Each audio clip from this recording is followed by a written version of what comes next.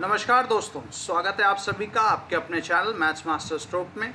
मैं प्रियांश कुमार शंखधार आपके लिए लेकर आया हूं यूपी पेट की सारी जानकारी केवल एक वीडियो में। और हम बात करेंगे आज आए हुए नोटिफिकेशन के हिसाब से, और इस नोटिफिकेशन का लिंक आपको मेरे डिस्क्रिप्शन बॉक्स में भी मिल जाएगा। आप ये सरकारी नोटिफिकेशन को मेरे डिस्क्रिप्शन बॉक्स से भी डाउनलोड कर सकते हैं। आइए चर्चा करते हैं कि यूपी पेट क्या है। अब सबसे बड़ा सवाल आपके मन में यही होगा कि ये यूपी पेट है क्या, और हर किसी के मन में आज यही सवाल चल रहा है कि यूपी पेट एक्चुअली में क्या है। अब से कुछ समय पहले एक शासनादेश आया था जहां पर उत्तर प्रदेश सरकार ने ये कहा था कि अब यूपी में जितने भी एग्ज़ाम्स होते हैं, कंपटीशन लेवल पे जितने भी एग्ज़ाम्स होते हैं, इन सब के अलग अलग प्रिलिमिनरी टेस्ट होने की बजाय एक कॉमन प्रिलिमिनरी टेस्ट रखा जाए, जिसका प्रारूप लिया गया है हमारे सीईटी यानी कि कॉमन एलिजिबिलिटी टेस्ट, जो सेंट्रल लेवल पे होता है। यूपी पेट उसी का ही एक छोटा भाई मान सकते हैं जो स्टेट लेवल पे होने वाला है। क्लियर? अब इसी के साथ आज हम जानेंगे यूपी पेट से जुड़ी सारी जानकारी इस पूरे वीडियो में। तो जुड़े रहिए अंत तक मेरे साथ और देखते रहिए यूपी पेट में आपके लिए क्या क्या जानकारी शेष है। चलिए आगे लेकर के चलता हूं मैं अब आपको नोटिफिकेशन की तरफ, और हम देखेंगे कि यूपी पेट में हमें क्या क्या जानना है। अगर आप देखें तो स्क्रीन पर आपको नोटिफिकेशन नज़र आ रहा होगा। मैं इसको थोड़ा सा जूम कर लेता हूं ताकि आपको ये नोटिफिकेशन बिल्कुल आसानी से और अच्छे से क्लियर हो। अब अगर इस नोटिफिकेशन में हम देखें तो सबसे महत्वपूर्ण जानकारी ये है कि सबसे पहला सवाल और उसका जवाब ये कि पेट क्या है। तो आप जैसा स्क्रीन पे देख सकते हैं पेट ये लिखा हुआ है, और पेट का मतलब है प्रिलिमिनरी एलिजिबिलिटी टेस्ट, यानी कि प्रारंभिक अर्हता परीक्षा। तो किसी भी परीक्षा को देने से पहले हमें उसकी अर्हता को पूरा करना पड़ता है, एलिजिबिलिटी को पूरा करना पड़ता है। ठीक वैसे ही ये एक ऐसी परीक्षा होगी जो समस्त नौकरियों के लिए आपकी एक सिंगल परीक्षा है, एक सिंगल एग्जाम हो जाएगा। अब यहाँ पे प्रिलिमिनरी का, अब आपको हर एक जॉब नोटिफिकेशन पे हर बार प्रिलिमिनरी एग्जाम देने की ज़रूरत नहीं होगी। इसको लाने का ये एक सबसे बड़ा उद्देश्य है। दूसरी चीज़, इस प्रिलिमिनरी टेस्ट में ऑनलाइन आवेदन यानी कि ऑनलाइन एप्लीकेशन, ऑनलाइन रजिस्ट्रेशन की जो डेट है वो है बेटा 25 मई यानी कि आज से। और यहाँ पर ऑनलाइन फीस जमा करने की तिथि जो होगी वो भी आज ही से शुरू है, 25 मई 2021। आप ये ऑनलाइन रजिस्ट्रेशन कब तक कर सकते हैं, फीस कब तक जमा कर सकते हैं, अपने आवेदन को कब तक सबमिट कर सकते हैं, उसकी अंतिम तिथि आपको इस लाइन में दी गई है। देखिए 21 तारीख यानी कि 21 जून 2021। और अब सवाल ये आ जाता है कि कई बार हम आवेदन करते हैं तो कुछ गलतियां हो जाती हैं, उन गलतियों को संशोधन यानी कि चेंज करने के लिए कितना समय हमें मिलेगा। तो भाई 21 जून इसकी लास्ट डेट है, और हम जो संशोधन कर सकते हैं वो 28 जून 2021 तक कर सकते हैं बिना किसी रुकावट के। लेकिन अब संशोधन किस किस चीज़ों में होगा उसके लिए ध्यान रखना। ये देखो एक इम्पॉर्टेंट लाइन यहाँ पे लिखी हुई है, क्या कि registration of mobile number, email category को छोड़कर, है ना।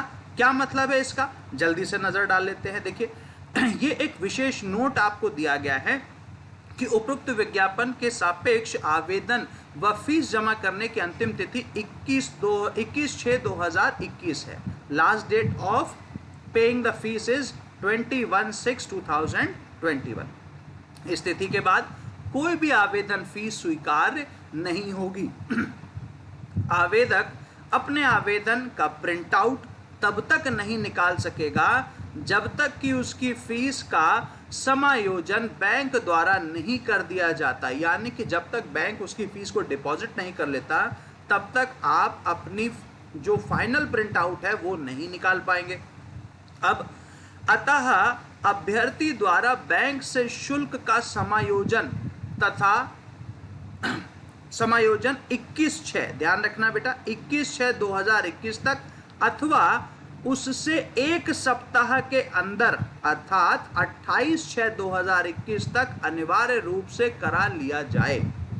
यानी कि बैंक से आप अपने डिपॉजिट का डिक्लेरेशन ज़रूर ले लें क्योंकि कई बार क्या होता है, कनेक्टिविटी की वजह से बैंक क्या करता है कि आपसे फीस ले लेता है और बाद में पोस्टिंग करता है, तो आपको अपना ट्रांजैक्शन नंबर, ट्रांजैक्शन आईडी नहीं मिल पाता, तो वो लेना जरूरी होगा। इसके बाद क्या कहा गया, इस अवधि में अभ्यर्थी अपने आवेदन पत्र में registered mobile number, email, category को छोड़कर संशोधन भी कर सकता है। समझ गए? तो क्या क्या संशोधित नहीं होगा बेटा? मोबाइल नंबर जो आपने रजिस्टर किया वो संशोधित नहीं होगा, ईमेल अगर आपने डाला है वो नहीं बदलेगा, और आपकी कैटेगरी नहीं बदलेगी। क्लियर हो गई मेरी बात? कैटेगरी मतलब general, OBC, SC, ST, EWS, ये जो भी कैटेगरी आप भरते हैं ये कैटेगरी आपकी नहीं बदलेगी। चलिए विज्ञप्ति को और जरा गौर से देखते हैं, इसमें देखते हैं कि और क्या क्या चीजें आपके लिए लाई गई हैं और क्या क्या चीजें आपके लिए जरूरी हैं। देखो जरा, अगर इसके बाद हम आगे चर्चा करें तो क्या हमें देखने को मिलता है, ये एक छोटा सा जानकारी दी गई है कि ये कब कैसे क्या हुआ। इसको आप चाहें तो एक थोड़ा सा पढ़ लेंगे तो समझ में आ जाएगा, लेकिन इसकी मोटी मोटी बात मैं आपको बता देता हूं। यहां पर क्या कहा गया है कि अब जो भी परीक्षाएं होंगी पीईटी यानी कि पेट के तहत, वो कौन कौन सी कैटेगरी पे होंगी, आपके लिए लिखा गया है कि उत्तर प्रदेश अधीनस्थ सेवा चयन आयोग की परिधि में आने वाले समूह ग के समस्त पदों पर चयन हेतु भविष्य में द्विस्तरीय परीक्षा प्रणाली के आधार पर चयन संबंधी कार्रवाई की जाएगी। क्लियर है? यानी कि इस डेट से पहले, आज से पहले जितने भी आपके नोटिफिकेशंस आए थे जॉब से रिलेटेड, उनका जो एग्जामिनेशन पैटर्न है वो सेम वही होगा जो पहले था, लेकिन अब इस पीईटी की नोटिफिकेशन आने के बाद आगे जितनी भी परीक्षाएं होंगी उन सभी का जो परीक्षा पैटर्न होगा वो पीईटी के हिसाब से होगा। और कौन कौन से यहाँ पे ग्रुप लिए गए हैं बेटा? समूह ग, समूह ग मतलब ग्रुप सी, हमने ग्रुप वाइज डिवाइड किया हुआ है ना, नौकरी हम कितने तरीके से बांटते हैं, group A, group B, group C, group D. तो हमारे पास ग्रुप बी और ग्रुप सी, ये जितने भी नौकरियां हैं, अब ये किसके संबंध पे आधारित होंगी बेटा? पीईटी के हिसाब से। क्लियर है? यह स्पष्ट किया जाता है कि द्विस्तरीय परीक्षा प्रणाली केवल भविष्य में विज्ञप्ति किए जाने वाले पदों हेतु मान्य होगी। भविष्य में, इससे पहले जो पद आ चुके हैं उन पर यह बिल्कुल भी मान्य नहीं है। तो कोई भी तरीके का कंफ्यूजन अपने दिमाग में मत रखिएगा। अब देखिए, ऑनलाइन आवेदन यानी कि एप्लीकेशन कैसी है बेटा? ऑनलाइन है, आप ऑनलाइन एप्लीकेशन कर सकते हैं। इसके बाद क्या कहा गया, अभ्यर्थियों को सूचित किया जाता है कि प्रारंभिक अर्हता परीक्षा यानी कि प्रिलिमिनरी एलिजिबिलिटी टेस्ट हेतु आयोग की वेबसाइट यानी कि इतने पर ऑनलाइन आवेदन किए जाने होंगे तथा कोई भी आवेदन ऑफलाइन स्वीकार्य नहीं किया जाएगा। तो अगर कभी आपको कोई पीटी के नाम पे भड़काता है या ये कहता है कि नहीं आपका फॉर्म ऑफलाइन जमा हो जाएगा, तो ऐसा बिल्कुल भी नहीं है। नोटिफिकेशन में साफ तौर पे लिख दिया गया है कि सारे आवेदन कैसे होंगे? ऑनलाइन होंगे। चलिए कुछ और बातें हम जान लेते हैं। अब यहाँ पर क्या दिया गया भाई, आगे बढ़ते हैं। अगर इसको देखें तो देखिए हमारे पास और क्या चीज़ें हैं। तो भाई इस पेज पर जो जानकारी है वो लगभग यही है। ठीक है, चलिए अब बढ़ते हैं दूसरे पेज पे और देखते हैं बेटा क्या दिया गया। यहाँ पर अगर आप देखो तो अब कुछ और महत्वपूर्ण बिंदु हैं। देखो, जैसे ऑनलाइन आवेदन की अवधि, ऑनलाइन आवेदन हेतु लिंक आयोग की वेबसाइट से, यानी कि ये वेबसाइट आपको ऑफिशियल दी गई है 25 मई 2021 से दिनांक 21 जून। तो बेटा आपको मैंने जैसा अभी बताया था कि शुरुआत आज से हुई है और लास्ट डेट है 21 जून 2021, मध्य रात्रि तक उपलब्ध रहेगा। ठीक है, इसके बाद अगर आप देखो प्रारंभिक अर्हता परीक्षा की अनिवार्यता, अनिवार्यता में क्या क्या चीजें आ गई। उत्तर प्रदेश अधीनस्थ सेवा चयन आयोग की परिधि में आने वाले विभिन्न विभागों के विभिन्न पदों पर चयन हेतु इच्छुक अभ्यर्थियों द्वारा प्रारंभिक अर्हता परीक्षा में प्रतिभाग किया जाना अनिवार्य है ना। अब आयोग द्वारा विज्ञप्ति किए जाने वाले किसी भी पद पर चयन हेतु मुख्य परीक्षा के लिए अभ्यर्थियों की श्रेणीवार लंबवत या और क्षैतिज आरक्षण के अनुसार मेरिट सॉर्टिंग उनके प्रारंभिक अर्हता परीक्षा के स्कोर के आधार पर ही होगी। अब देखो इसका मतलब क्या होगा, लंबवत और क्षैतिज मतलब परपेंडिकुलर और बेस आरक्षण, जो परपेंडिकुलर और बेस रिजर्वेशन है उसी के हिसाब से आपकी यहाँ पर मेरिट बनाई जाएगी, जो मेरिट आपके इस पीईटी स्कोर को लेकर के बनाई जाएगी। क्लियर है? तो जितने भी लोग आगे यूपी के किसी भी स्टेट की परीक्षा में अगर जाना चाहते हैं तो उनके लिए इस परीक्षा में बैठना अनिवार्य होगा। क्या कहा गया? यदि किसी अभ्यर्थी द्वारा प्रारंभिक अर्हता परीक्षा में प्रतिभाग नहीं किया गया तो उसके द्वारा आयोग द्वारा आयोजित की जाने वाली किसी भी मुख्य परीक्षा हेतु आवेदन नहीं किया जा सकेगा। क्लियर हो गई बात? साथ ही यह सभी स्पष्ट किया जाता है कि एकमात्र प्रारंभिक अर्हता परीक्षा का परिणाम स्कोर के आधार पर किसी भी पद के सापेक्ष चयन किए जाने हेतु कोई दबाव स्वीकार्य नहीं होगा। यानी कि अब जैसे होता है ना कि कई बार अब पिछली जो भर्तियां आई हैं आपने देखा होगा, अगर आप उत्तर प्रदेश के वासी हैं तो आपको ये बात बहुत अच्छे से पता होगी कि बहुत सी भर्तियों में रिश्वतखोरी भी चली है, बहुत सी भर्तियों में तमाम तरीके से सेटिंग भी बनाई गई, लेकिन अब ऐसा कुछ नहीं होगा क्योंकि ये स्पष्ट रूप से आपके सामने दिया गया।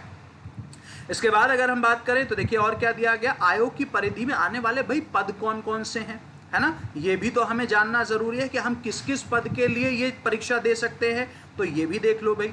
क्या कहा गया बेटा, उत्तर प्रदेश अधीनस्थ सेवा चयन आयोग अधिनियम 2014 की धारा 2 के उल्लेख है कि उपबंध समूह खा के निम्न व समूह गा के ऐसे समस्त सीधी भर्ती वाले पद में संबंध है जिसके अंतर्गत सचिवालय के पद भी हैं और राज्य सरकार द्वारा स्थापित नियंत्रित किसी भी बोर्ड व निगम या किसी अन्य कानूनी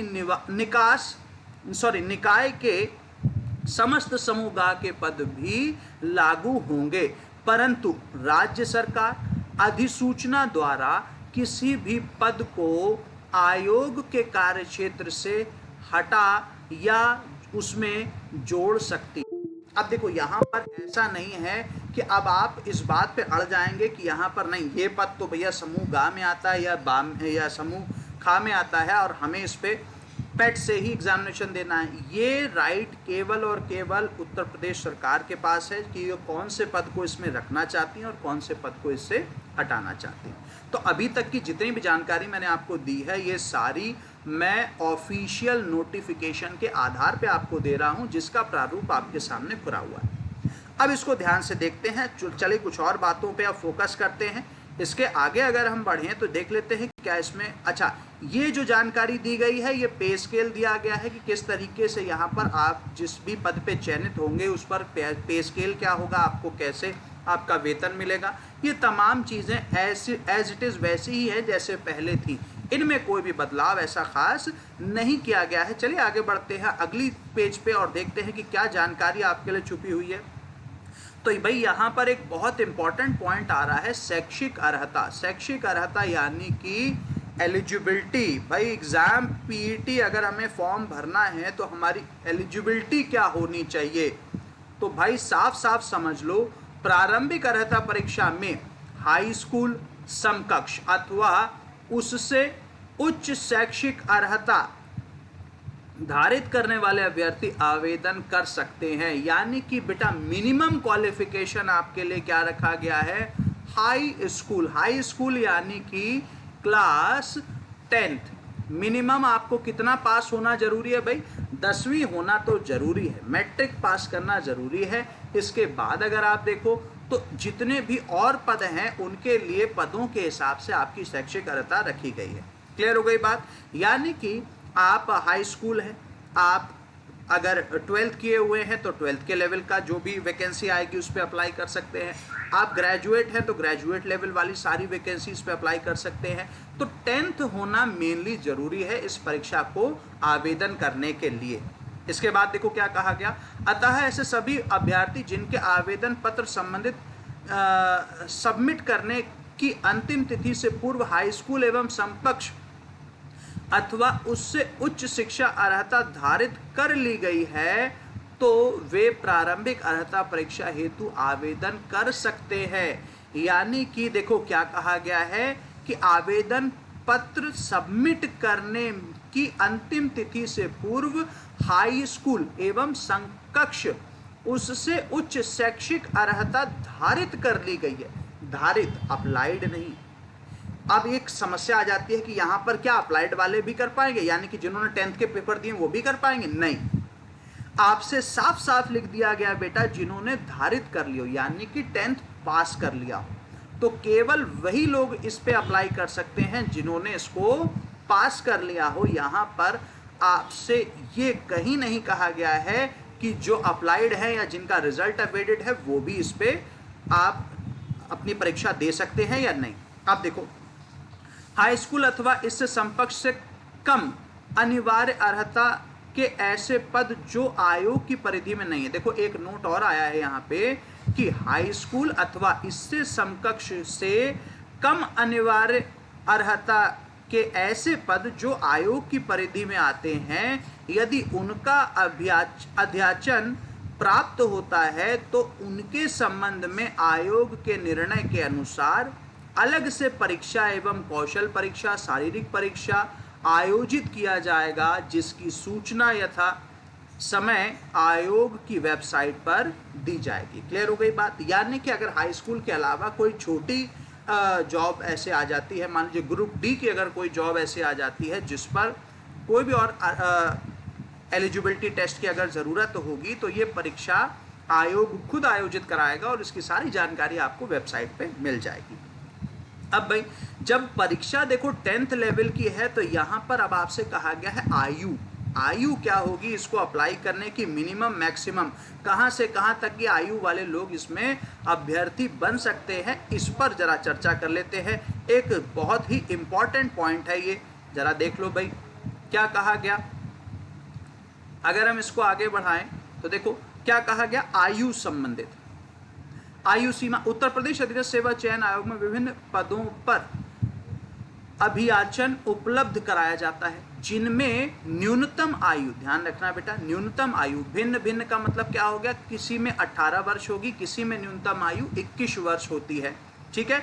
अधिकतम आयु सीमा उत्तर प्रदेश सेवा में भर्ती आयु सीमा 10वां संशोधन नियमित प्रणाली लागू के अनुसार आयु सीमा बेटा अधिकतम कितनी होगी, 40 वर्ष, यानी कि 18 से 40 वर्ष और 21 से 40 वर्ष ये सभी लोग अब परीक्षा में अप्लाई कर सकते हैं। तो मिनिमम एज हमारी 18 साल है और मैक्सिमम एज 40 ईयर्स। तो ये एक अच्छी जानकारी है, ये उन सभी अभ्यर्थियों के लिए लाभान्वित करेगी जो अक्सर अपनी एज के चलते परीक्षाएं देने से छूट जाते हैं। तो एक अच्छी पहल है, आपको भी इसका लाभ उठाना चाहिए। अब देखो इसके बाद अगर आप देखें तो क्या कहा गया, जिन्होंने 1 जुलाई 2021 को न्यूनतम आयु 18 वर्ष पूर्ण कर ली हो तथा 40 वर्ष से अधिक आयु प्राप्त न की हो, प्रारंभिक अर्हता परीक्षा हेतु पात्र होंगे। अर्थात उसका जन्म 1 जुलाई 1981 से पूर्व तथा 30 जून 2003 के बाद न हुआ हो। अर्थात केवल ऐसे अभ्यर्थी आवेदन कर सकेंगे जिनका जन्म 30 जून 1981 के बाद एवं 1 जुलाई 2003 से पहले हुआ हो। क्लियर हो गई बात? तो भाई जिसकी भी डेट ऑफ बर्थ इस कैटेगरी में आती है वो इस नोटिफिकेशन पे जाकर के अप्लाई कर सकते हैं। चलिए इसके बाद आगे बढ़ते हैं, कुछ और चीज़ों पे महत्वपूर्ण जानकारी मैं आपको लेकर के चलता हूं। अगले पेज पे देखते हैं भाई क्या दिया गया है। हाँ, इसके बाद आरक्षण में आप जानते ही हैं, जैसे सभी पे अभी तक आरक्षण मिल रहा था वैसे ही आगे भी आरक्षण मिलता रहेगा। अब सवाल है परीक्षा की तिथि क्या होगी। भाई परीक्षा की तिथि पे भी जरा एक जोर डाल लेते हैं। परीक्षा का पाठ्यक्रम क्या होगा, आयोजन कैसे होगा, इन सभी चीज़ों पे हम बात करेंगे। देखो जरा परीक्षा की तिथि पहले देख लेते हैं। क्या कहा गया बेटा, प्रारंभिक अर्हता परीक्षा 2021 की तिथि से आयोग की वेबसाइट के माध्यम से यथा समय सूचित किया जाएगा, यानी कि अभी डेट आई नहीं है, डेट आपको बता दी जाएगी। क्लियर है? प्रारंभिक अर्हता परीक्षा के प्रतिभाग करने वाले अभ्यर्थियों का स्कोर, परीक्षा परिणाम आयोग की वेबसाइट पर ही अपलोड किया जाएगा। ठीक है, अपलोड किए जाने की तिथि से 1 वर्ष तक मान्य होगा। अब देखो मान्य यानी कि एलिजिबिलिटी कब की है, आपका जो ये टेस्ट होगा, अगर आपने एक बार प्रिलिमिनरी एग्जाम दिया है तो ये कब तक वैलिड रहेगा, ये साफ साफ लिखा हुआ है बेटा, कब तक वैलिड रहेगा, 1 वर्ष तक वैलिड रहेगा। वर्ष तक मान्य होगा। क्लियर हो गई मेरी बात? आवेदन कैसे करें, ये कुछ इंस्ट्रक्शंस दिए गए हैं कि आप किस तरीके से अपना आवेदन कर सकते हैं। ऑनलाइन एप्लीकेशन में जैसे नॉर्मल आप इंस्ट्रक्शंस फॉलो करते हैं, उन्हीं इंस्ट्रक्शंस को फॉलो करते हुए आप आवेदन करेंगे। अब इन इंस्ट्रक्शंस पे मैं ज़्यादा डिटेल में चर्चा न करके आगे बढ़ता हूँ। यहाँ पर नॉर्मल वही चीज़ें हैं कि फ़ोटो, सिग्नेचर अपलोड होगा, ये सारी बातें होंगी, तो इस पे थोड़ा सा आप गौर फरमा लें तो आपको पता लग जाएगा बेटा कि किस तरीके से यहाँ पर ऑनलाइन आवेदन करना है। मेन बातें मैं आपको बता रहा हूँ जो आपके लिए सबसे ज़्यादा ज़रूरी है जाननी। तो ये तो यूज़र इंस्ट्रक्शंस है। आवेदन की प्रक्रिया में जो भी निर्देश दिए गए हैं, इन निर्देशों का आप ध्यान रखें। और इसके बाद हम आगे बढ़ते हैं, ज़रा जल्दी से कुछ और चीज़ें जान लेते हैं। फ़ोटो और हाँ कैपिटल लेटर, फिर ये आपको किस तरीके से प्रिंट लेना है, क्या घोषणा डिक्लेरेशन कैसे मिलेगा, ये सारी चीज़ों पे थोड़ा सा जानकारी ले लें। इसके बाद ये सारे इंस्ट्रक्शंस को फॉलो करने के बाद अब हम आते हैं आवेदन के शुल्क पे। तो भाई एग्जामिनेशन जैसा हमने देखा था कि भाई उत्तर प्रदेश सरकार में कभी भी कोई भी तरीके की परेशानी ज़्यादा नहीं आई है। छोटी मोटी परेशानियां तो चलती रहती हैं यार, ये तो हर किसी जगह पे चलता है। लेकिन आवेदन शुल्क की अगर हम बात करें तो आवेदन शुल्क देखो क्या दिया गया बेटा। अनारक्षित यानी कि सामान्य वर्ग के लिए आवेदन शुल्क 160 रुपये, ऑनलाइन प्रक्रिया 25 रुपये, यानी कुल मिलाकर 185 रुपये हमको देना पड़ेगा। इसके बाद अन्य पिछड़ा वर्ग ओबीसी के लिए भी सेम चीज़ें हैं, 160 रुपये का आवेदन शुल्क है, ऑनलाइन परीक्षा 25 रुपये, टोटल 185 रुपये आपको देने। अनुसूचित जाति यानी कि एससी कैटेगरी के लिए हमको क्या देना है, एससी कैटेगरी वाले कैंडिडेट्स को देना होगा आवेदन शुल्क 70 रुपये, और ऑनलाइन प्रक्रिया शुल्क जो होगा वो जाएगा 25 रुपये। तो कुल मिलाकर के 95 रुपये एससी और एसटी कैंडिडेट्स के लिए। विकलांग जन हेतु यानी कि जो हमारे फिजिकली चैलेंज्ड बच्चे हैं या कैंडिडेट्स हैं, उनके लिए कितना शुल्क देना है, केवल ऑनलाइन प्रक्रिया का शुल्क देना है जो कि 25 रुपये होगा। तो बहुत अच्छी चीज़ है जो यहाँ पर फीस भी ज़्यादा नहीं है ऑनलाइन। बाकी आप किसी भी अगर विज्ञप्ति में आप फीस देखेंगे तो भाई परीक्षा का फॉर्म भरने से भी डर लगता है। चलिए आगे बढ़ते हैं कुछ और जानकारी के साथ। अब इससे जुड़ी अब यहाँ पर मेन चीज़ें हमें जाननी। तो शुल्क हमें पता लग गया, परीक्षा कब से शुरू मतलब किस तरीके से जानेंगे। अब बात करते हैं पैटर्न पे। क्लियर? चलिए इसके साथ अगर हम आगे देखें तो एप्लीकेशन, प्रिंट एप्लीकेशन फॉर्म, ये कुछ कॉमन इंस्ट्रक्शंस हैं जो आप पढ़ लेंगे। इसके बाद अगर मैं आगे बढ़ूँ तो देखिए आवेदन में संशोधन कैसे करना है, इसके लिए आपको प्रॉपर ओटीपी आएगा, है ना। आप जो भी चीज़ को मॉडिफाई कर रहे हैं उसको सबमिट करेंगे, ओटीपी आएगा, कंफर्म करेंगे। फॉलोइंग नॉर्मल इंस्ट्रक्शंस हैं जो आजकल लगभग हर एक फॉर्म में आपको देखने को मिल जाते हैं। इसके बाद अगर हम बात करें, हाँ, अभ्यर्थियों के लिए महत्वपूर्ण अनुदेश, ये महत्वपूर्ण अनुदेश आप एक बार अगर नज़र फिरा लेंगे तो समझ में आ जाएगा बेटा। इसमें ज़्यादा कुछ ऐसा बताने जैसा नहीं है ख़ास, है ना। मेन क्या चीज़ें हैं, मेन चीज़ है ये ईडब्ल्यूएस कैटेगरी वाली। भाई ईडब्ल्यूएस कैटेगरी वाला जो पॉइंट है ये ज़रूर आप जान लें, क्योंकि बहुत से बच्चों को ये कन्फ्यूजन रहता है कि सर ईडब्ल्यूएस कैटेगरी में क्या किया जाएगा। तो ज़रा मैं इसको जूम कर लेता हूँ, आप ध्यान से देख लीजिएगा। देखिए क्या कहा गया है, आर्थिक रूप से कमज़ोर वर्ग यानी कि ईडब्ल्यूएस, इकोनॉमिकली वीकर सेक्शन के अंतर्गत आरक्षण का दावा करने वाले अभ्यर्थी के परिवार की समस्त स्रोतों से वेतन, कृषि, व्यापार एवं व्यवसाय आदि से आय आवेदन। अब इसको नेक्स्ट पेज पे मैं देखता हूँ बेटा क्या दिया गया है। हाँ, आय आवेदन क्या कहा गया, करने के वर्ष के पूर्व वर्ष की आय, करने के वर्ष के पूर्व वर्ष की आय जरा सा देख लेते हैं। हाँ, करने के वर्ष के पूर्व वर्ष की आय कितने रुपए, 8 लाख से कम है, और अभ्यर्थी और आर्थिक रूप से कमजोर वर्ग को 10% आरक्षण दिया जाना संबंधित उत्तर प्रदेश शासनिक अधिसूचना संख्या इतने दिनांक 31 अगस्त 2020 में विहित शर्तों को पूरा करते हैं तो उन्हें 10% आरक्षण अनुमान होगा।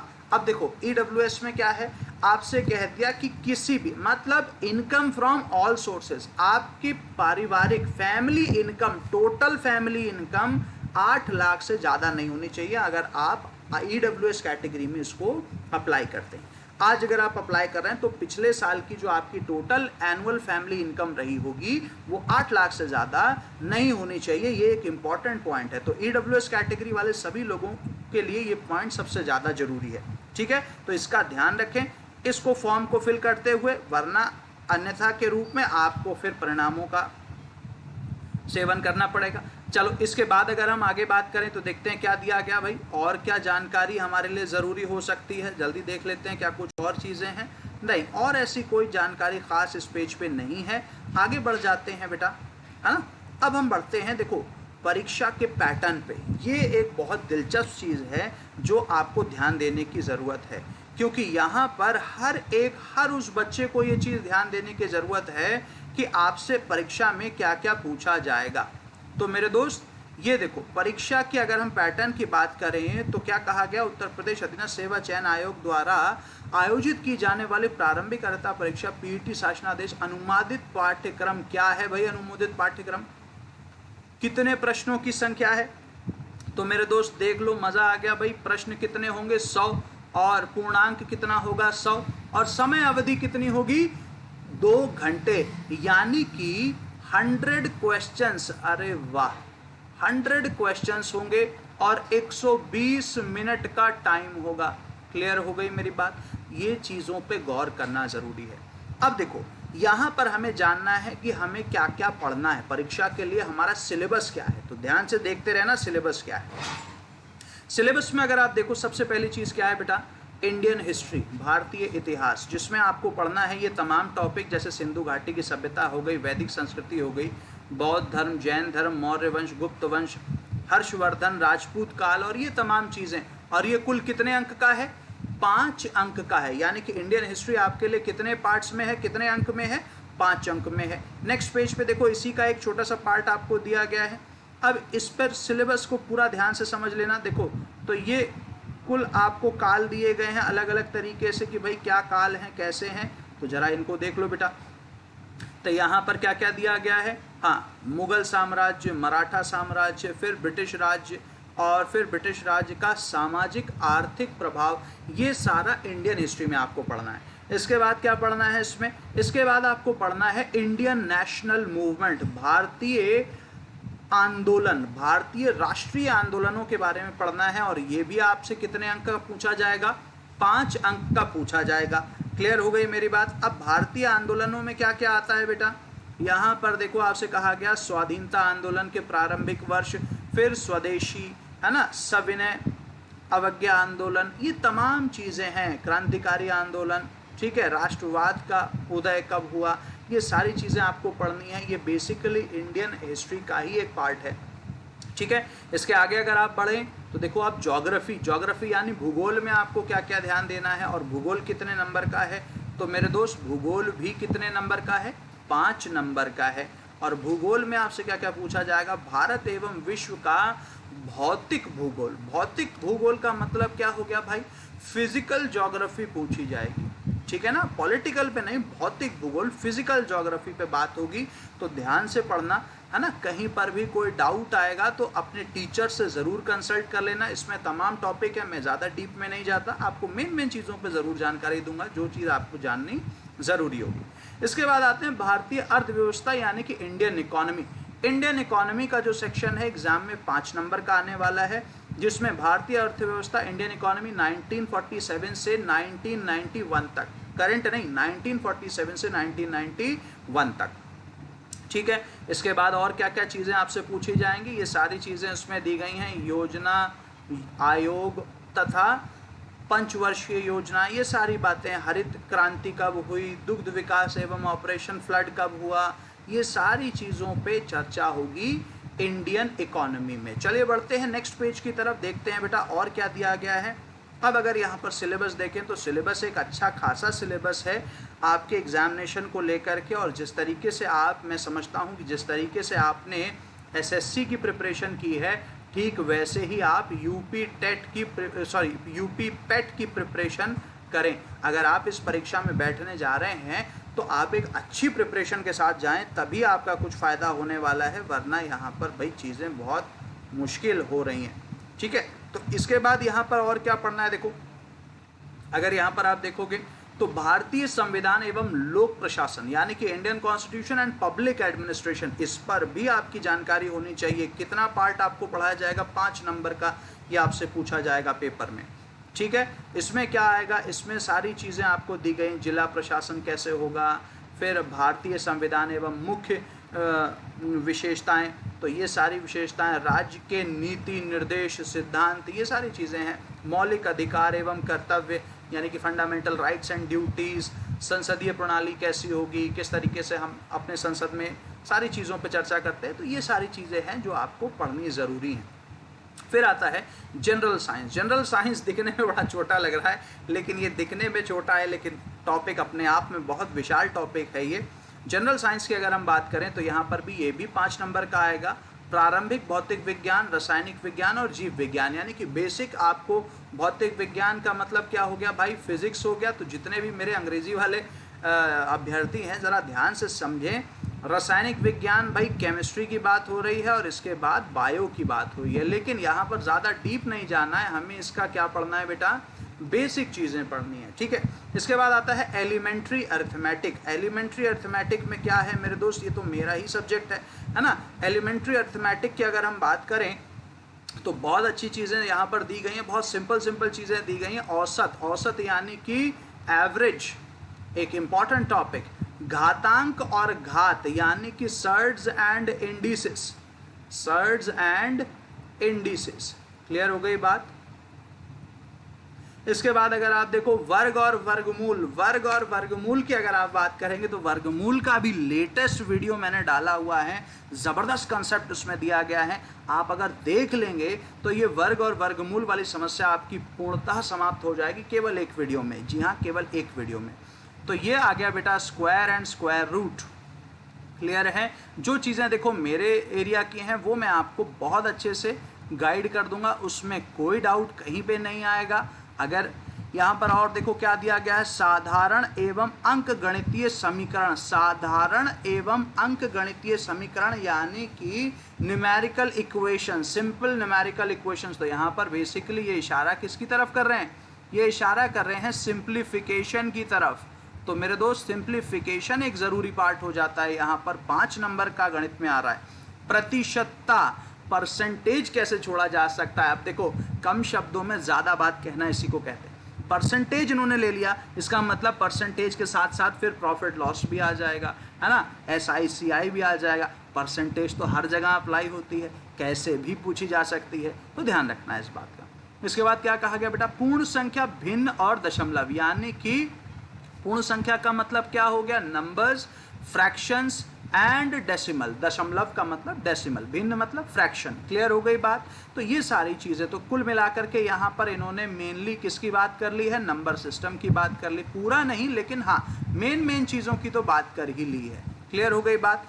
अब इसके बाद अगर हम देखें तो ये गणित यहाँ पे ख़त्म नहीं हुआ है, ध्यान से देखना, इसका कुछ पार्ट इन्होंने लास्ट में छुपा के दिया, एक साथ नहीं दिया है। चलो बेटा, इसके बाद अगर हम इसको चर्चा को आगे बढ़ाएं तो और हमें क्या क्या चीज़ों पे ध्यान देना है। सामान्य हिंदी, जनरल हिंदी पे अगर हम बात करें, सामान्य हिंदी में आपको पढ़ना है संधि, विलोम, पर्यायवाची, वाक्यांश के लिए एक शब्द, लिंग, है ना, और फिर ये कुछ लिखा हुआ है, मैं इसको ठीक से पढ़ नहीं पा रहा हूँ, आपके पास लिंक का पूरा डिस्क्रिप्शन होगा, ध्यान से पढ़िएगा।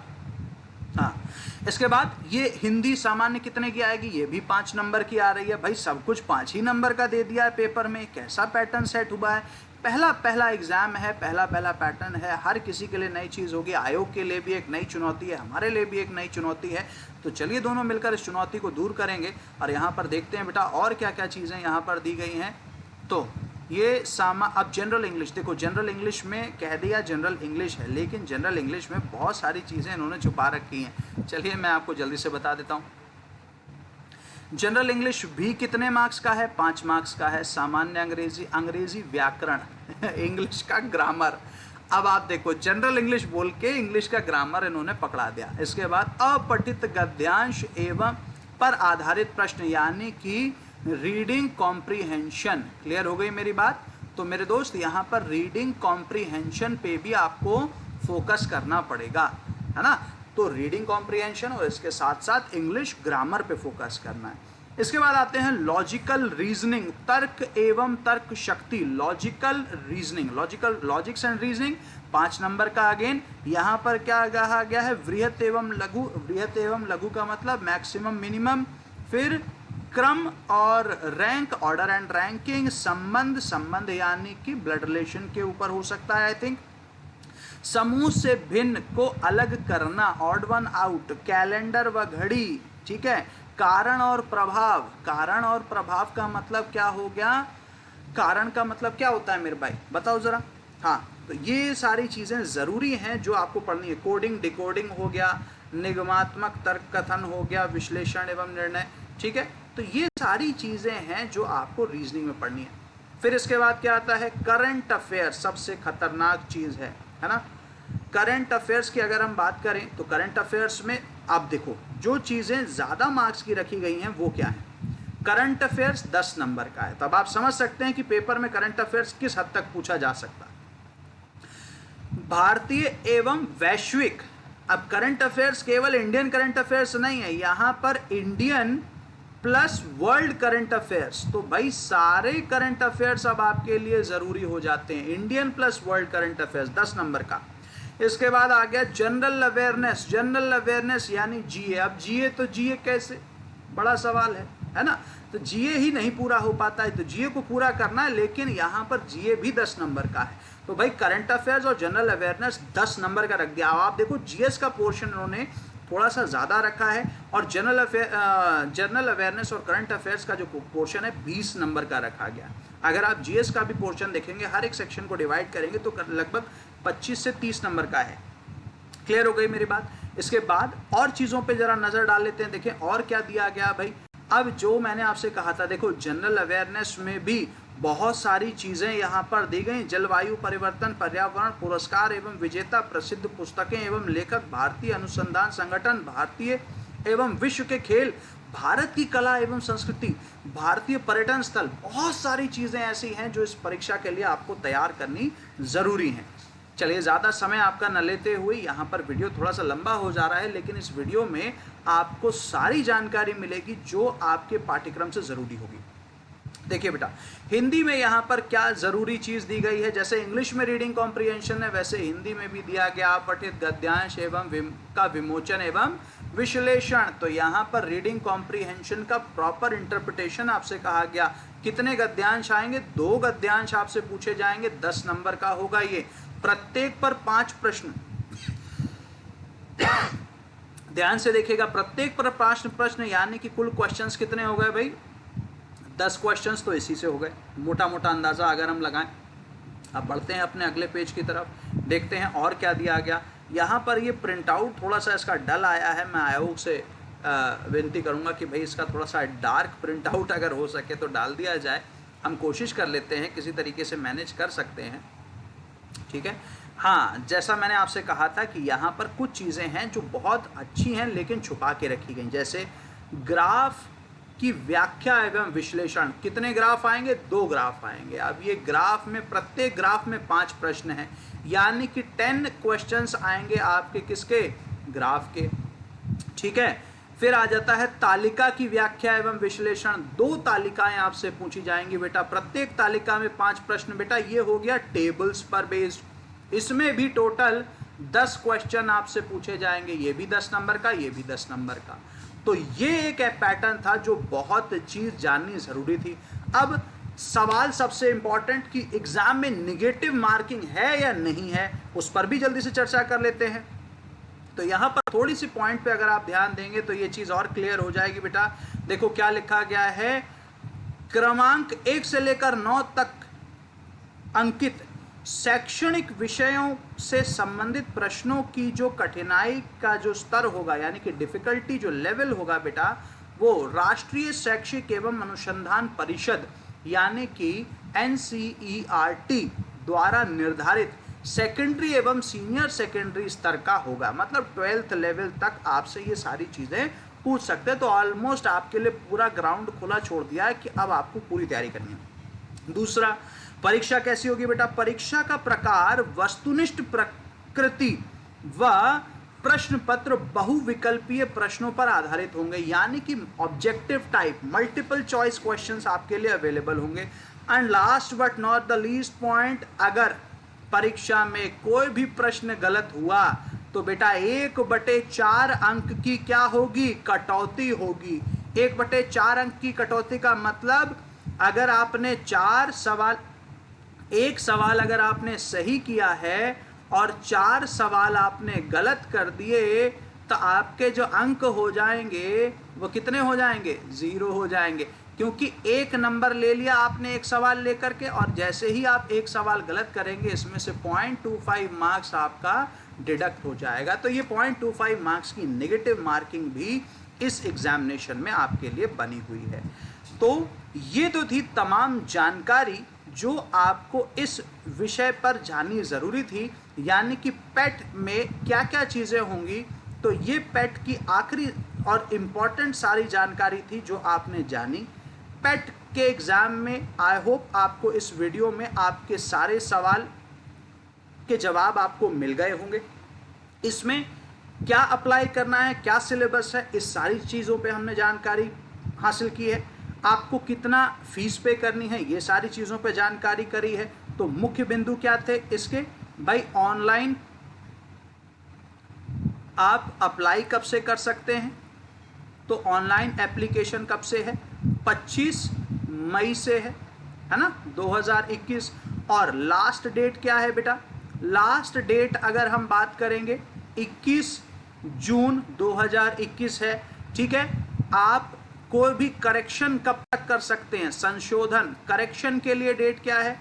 करेक्शन के लिए डेट है 1 हफ्ते बाद की 28/6/2021 तक। क्लियर हो गई बात?